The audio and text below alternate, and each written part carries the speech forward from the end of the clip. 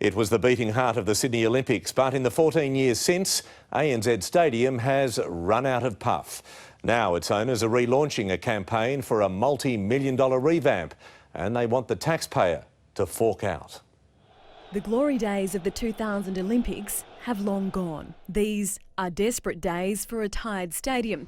So desperate, it dusted off and trotted out an old proposal 16 months after we first saw it. What we feel like we've got here is a fantastic opportunity for the government to take a huge step forward. Impressive, without a doubt. Presenting the best multi-purpose stadium in the world. New, movable grandstands bringing fans closer to the field of play. A retractable roof with a see-through ceiling allowing the sun to shine in, capable of closing in just 20 minutes. And a lively entertainment precinct outside. The stadium will give up its commercial rights to make way for new bars, cafes and restaurants. You know, why do people go to stadiums to watch sporting matches? They get a better view at home on the telly. It's because of the experience, because they can be part of a community.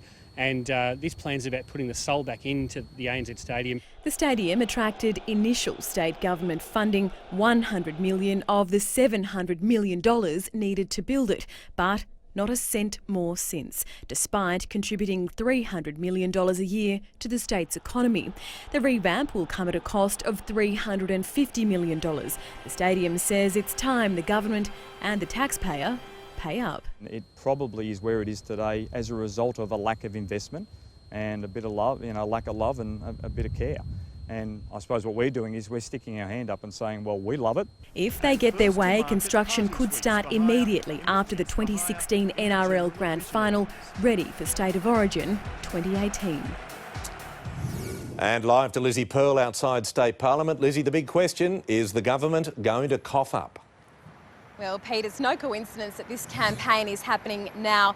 The state government will soon release its revised infrastructure strategy, which will detail exactly how and where it will spend that $20 billion in forecast funds from the state's sell-off of the electricity poles and wires. Now, in that infrastructure strategy, there will be money for stadiums in and around Sydney, but whether there's money for the Olympic Stadium and how much, we'll just have to wait and see. There is fierce competition from the Sydney Football Stadium at Moore Park and Parramatta Stadium, which is also very keen for a revamp, Pete.